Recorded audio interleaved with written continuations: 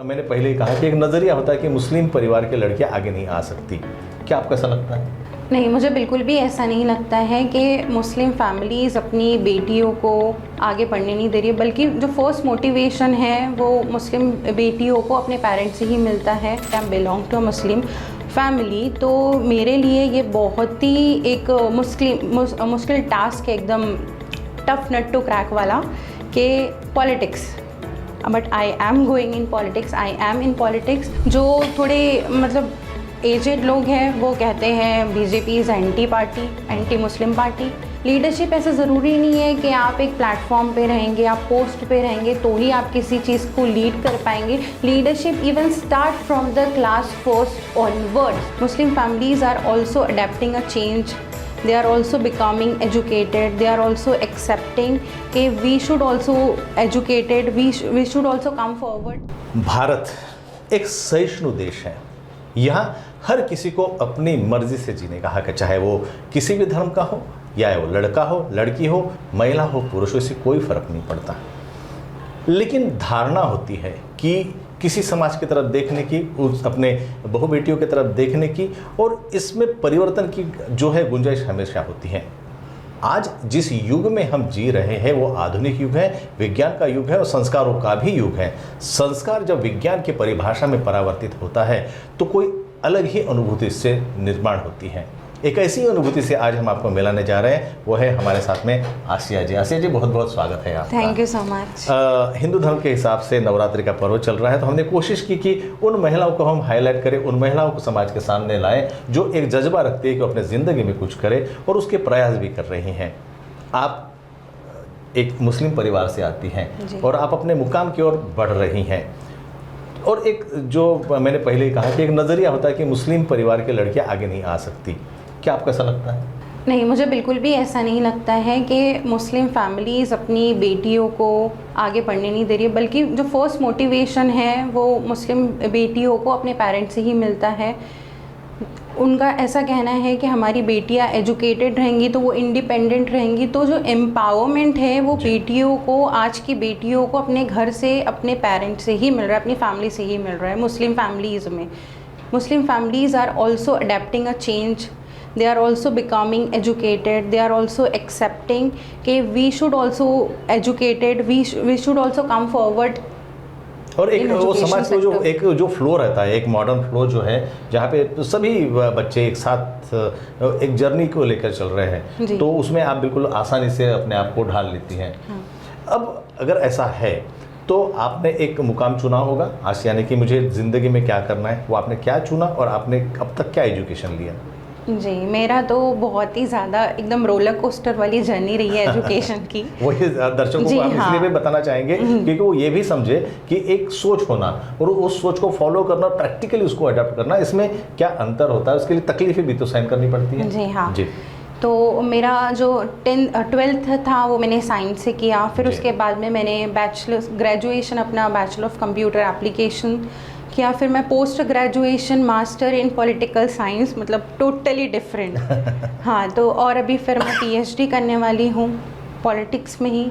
तो मेरा मतलब बहुत ही अलग। और कैसा है ये टाइम चेंज होने के बाद में, मतलब कैसा है एक जो सोसाइटल चेंजेस आया है, जो मतलब इसमें हमारी गवर्नमेंट का भी है इस योगदान, कि आज की जो जनरेशन है, जो मतलब I am speaking about my generation, मतलब मेरे एज का जितने भी लोग हैं, वो जो चेंजेस आ रहा है उसमें गवर्नमेंट का योगदान। जेन जी जनरेशन और earlier than that gen Z. Okay. या तो वो ऐसा है कि मतलब चेंजेस गवर्नमेंट की वजह से ऐसा आया है कि they are promoting women empowerment since 2014, जब से हमारी मोदी जी की बीजेपी गवर्नमेंट आई है, तब से ये वुमेन एम्पावरमेंट का बहुत ज़्यादा कि वुमेन को एक पोजीशन मिलना चाहिए आज, तो उसकी वजह से कैसा है एक चेंज आ रहा है। और Muslim community, as I am a part of a Muslim community, I am belong to a Muslim family, तो मेरे लिए ये बहुत ही एक मुश्किल टास्क है, एकदम टफ नट टू क्रैक वाला,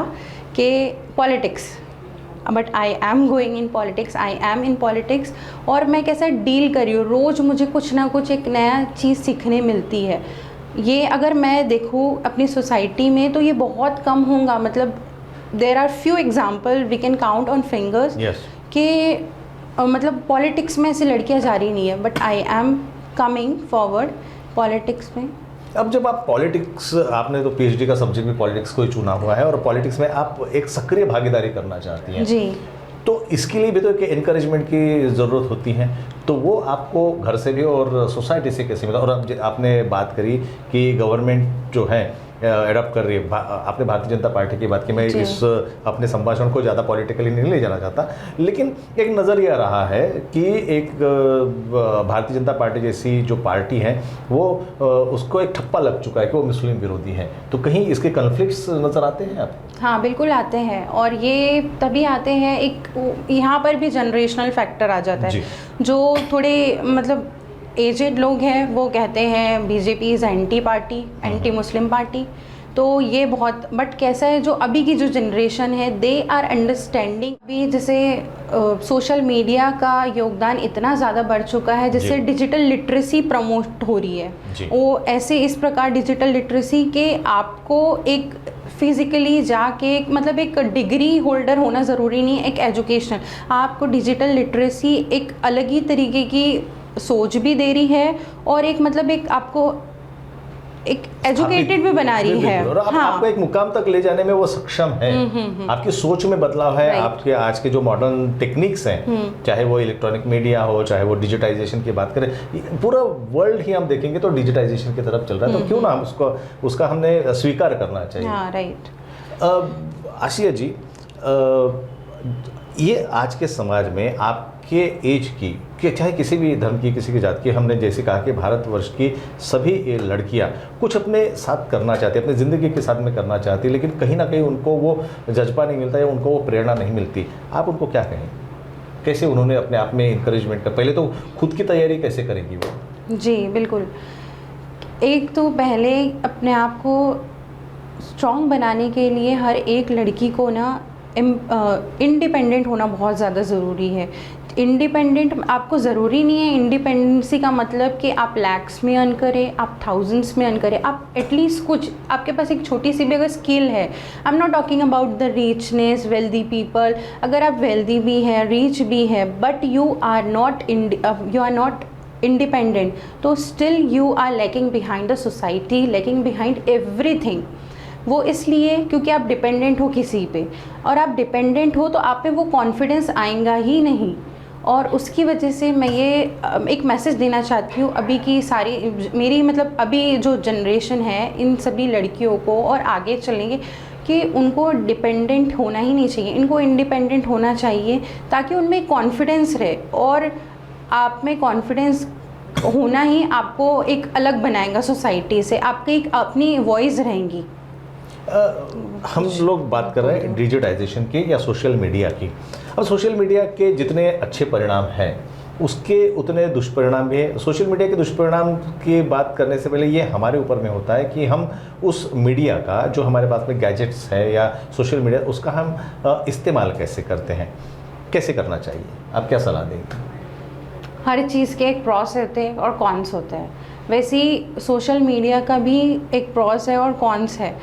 हमको जैसे कि अभी हर बार है ना हमारे, एक तो ये मतलब आई am really thankful of government भी कि हर कुछ टाइम के बाद में ना एक अवेयरनेस कैंपेन चलता है, और उस अवेयरनेस कैंपेन में ये बताया जाता है कि जो सोशल मीडिया पे जो क्राइम्स हो रहे हैं आजकल, मतलब है ना एक कोई भी विक्टिम इसमें मतलब एक फ्रॉड में फंस जाता है, ये स्कैम में फंस जाता है, तो आपको बहुत ही सतर्क होकर के, बहुत ही कॉशियस होकर के सेफली उसका डिजिटल मीडिया का इस्तेमाल करना चाहिए। और डिजिटल लिटरेसी को मतलब जैसे डिजिटलाइजेशन है तो आपको में डिजिटल लिटरेसी होना बहुत ज़्यादा ज़रूरी है, आप में ये समझ होना बहुत ज़्यादा ज़रूरी है कि कौन हमको यहाँ पे फ्रॉड कर सकता है, और उसके लिए आपको अवेयरनेस कैंपेन बहुत सारे चलते हैं आजकल है ना। बीच में भी बहुत ज़्यादा प्रमोशनल है ना, हम लोग कॉल करते थे तो एक कॉलर ट्यून आती थी, लोग उससे इरिटेट हो जाते थे, बट वो गवर्नमेंट की तरफ से इतना बेस्ट इनिशिएटिव था कि उससे जिन लोगों को मतलब है ना, एक बहुत से ऐसे लोग हैं जो वो सुन करके मतलब दे आर अंडरस्टैंडिंग कि क्या क्या हो रहा है करके, और कहीं ना कहीं वो फ्रॉड होने से बचे भी। हाँ, बहुत ज़्यादा बचे हैं। और आई एम रियली थैंकफुल कि मतलब हमारी जो न्यूज़ चैनल्स है, मीडिया है ये भी बहुत अच्छा योगदान करती है कि मतलब कहीं पर भी कुछ भी होता है they then and there immediately post everything के मतलब लोगों में अवेयरनेस आए और वो आगे कुछ भी घटना होने से बच जाए। जैसे अभी बीच में डिजिटल अरेस्ट का बहुत ज़्यादा चल रहा था, जिसमें अभी भी चल रहा है। हाँ, डिजिटल अरेस्ट में अभी काफ़ी हद तक के कंट्रोल्ड है वो। हाँ, कंट्रोल भी है और अवेयरनेस भी आई है लोगों में। नहीं तो कितने ऐसे लोग हैं जो ऑलरेडी एजुकेटेड है, they are doctors, they are मतलब they are doing something in their field but they have been targeted by the digital वो जो फ्रॉड लोग थे उनके। तो कैसा है ना, मतलब डिजिटल लिटरेसी होना बहुत ज़्यादा ज़रूरी है और डिजिटल लिटरेसी के लिए आपको ये समझना ज़रूरी है कि आपको किसको मतलब आपको अगर कोई भी कॉल्स आ रहे हैं, अननोन कॉल्स आ रहे हैं, तो आपको उनको अपनी पर्सनल डिटेल शेयर नहीं करनी है। आधार कार्ड नंबर्स नहीं बताने हैं आपको और पैन नंबर्स नहीं बताने हैं। अपनी फ़ोटोज़ कहीं पर भी सोशल मीडियाज़ पे किसी भी रैंडम पर्सन को किसी को भी नहीं शेयर करनी है। और स्पेशली ये लड़कियों के लिए मैसेज है कि आप किसी भी मतलब सोशल मीडिया पे ये काफ़ी हो रहा है और ये अभी मैं देख रही हूँ, ये मतलब मुझे कहते हुए बहुत ज़्यादा मतलब ये एक डरावना है सच सोसाइटी का कि छोटी छोटी लड़कियां जो मतलब दे आर नॉट 17 बिलो 17 लड़कियां भी सोशल मीडिया पे एक अननोन से फ्रेंडशिप कर ले रही हैं और फिर फ्रेंडशिप करने के बाद में they are they are being used for the anything wrong intentions और उनकी families several of incidents we are they are in front of us and there are somewhere they are giving pain to the society. right और they are not even understanding कि हम कैसे unknown पे भरोसा कर रहे हैं। they are sharing their photos and everything, so this is the really social message to every those kind of a girl कि please be aware and do not share your personal photographs or anything personal data on social medias. आसिया जी, ये मेरा personal सवाल है आपसे, क्योंकि आपने बात कही कि आप पॉलिटिकली अटैच्ड है और पॉलिटिकली आप क्रिएटिव है और आप पॉलिटिक्स में जाना चाहती हैं। एक दौर था, हमारा दौर या हमारे बात का भी दौर, कि हमको पूछा जाता था कि आप डॉक्टर बनोगे, इंजीनियर बनोगे या क्या करोगे, लेकिन आज का दौर ऐसा नहीं है। You have right to choose what you want to become. So will you suggest youngsters specially girls to make their career in the politics? या डेफिनेटली, बिकॉज जो आज का जो जनरेशन है, यूथ है, I really want to promote the politics. क्योंकि कहीं पर भी आप है ना, कोई भी ऐसे रैंडमली किसी भी स्कूल्स में ऐसी एक एजुकेशनल बैकग्राउंड में जाए और पूछे बच्चों से, तो दे डोंट से कि हमको पॉलिटिशियन बनना है। बट आई थिंक कि पॉलिटिक्स में भी एजुकेटेड लोग होना चाहिए, नेपोटिज्म नहीं है। और I am really thankful of BJP government के they are not promoting nepotism, कि मतलब आप फादर पॉलिटिशियन थे तो ज़रूरी नहीं है कि बीजेपी में उनका कोई बेटा भी पॉलिटिशियन रहेगा। There are various of example, but as we are not here to discuss the politics, I am not giving you the examples and not. So I definitely suggest कि आज की जनरेशन को, not just girl, boys also, कि please come forward and अपने आप को not politically but एक social activist के तौर पे, तो सोशल अवेयरनेस के तौर पे, बिकॉज देयर आर इंडिया में बहुत ज़्यादा ज़रूरत है एक लीडरशिप की। लीडरशिप ऐसा ज़रूरी नहीं है कि आप एक प्लेटफॉर्म पे रहेंगे, आप पोस्ट पे रहेंगे तो ही आप किसी चीज़ को लीड कर पाएंगे। Leadership even start from the class first onwards, तो स्कूल से ही हमारी लीडरशिप स्टार्ट होती है। तो आई रियली सजेस्ट, मतलब I really promote this to schools also, school institution also, कि आप अपनी जो आज की जो जनरेशन है, जो स्टूडेंट्स हैं, बच्चे हैं, उनमें भी ये चीज़, ये ज़ील डालें कि वो पॉलिटिक्स को भी एज अ करियर माने। बिल्कुल सही बात कही आपने। मैं दर्शकों को बताना चाहूँगा कि ज़रूरी नहीं कि आप उम्र में भी बड़े हो इसलिए आप ही लोगों को सलाह देंगे। कभी कभी अपनी बेटियाँ भी हमें सलाह दे। आसिया मेरी बेटी जैसी है और आज आसिया से मैं कुछ यहाँ से सीख के जा रहा हूँ। उनमें कुछ बातें मैं यहाँ आपके सामने हाईलाइट करना। पहली बात यह है कि परिवार कभी भी आपके लिए राह खोलता है, आपके भविष्य के लिए उनको समझना होगा, बातचीत करनी होगी। आपके मन में क्या चल रहा है, अगर ये आप अच्छे से बात करो तो आपके परिवार में और आपके बीच में एक समन्वय जो होगा और उससे कुछ अच्छी बात निकल के आई। उसमें से कोई आसिया होगी जो पॉलिटिकली अपना करियर करना चाहती है, उसने इतनी पढ़ाई की है कि वो अपने आप को आज स्थापित करना चाहती है। दूसरी बात, आज का समाज जो है सोशल मीडिया का समाज है, लेकिन इसका जो यूजेस है वो हमें सोच समझ कर करना पड़ेगा, समझदारी से करना पड़ेगा, नहीं तो कहीं ना कहीं वो हमें किसी नुकसान के लिए उसका कारणीभूत हो सकता है। तीसरी और अंतिम बात जो मैं समझ पा रहा हूँ वो ये है कि हमने अपना करियर खुद चुनना चाहिए। पॉलिटिक्स में भी हम करियर कर सकते, एक सांचे में रहकर ही हम अपने आप को बड़ा नहीं कर सकते। सोच को बदलने की ज़रूरत है। अगर हम ये बदलेंगे, एक उन्नत जनरेशन और एक उन्नत भारत का हम निर्माण जरूर कर पाएंगे। मैं आसिया जी का बहुत बहुत धन्यवाद करता हूँ और आपके आने वाले भविष्य के लिए आपका बहुत सारी शुभकामनाएं। Thank you so much sir.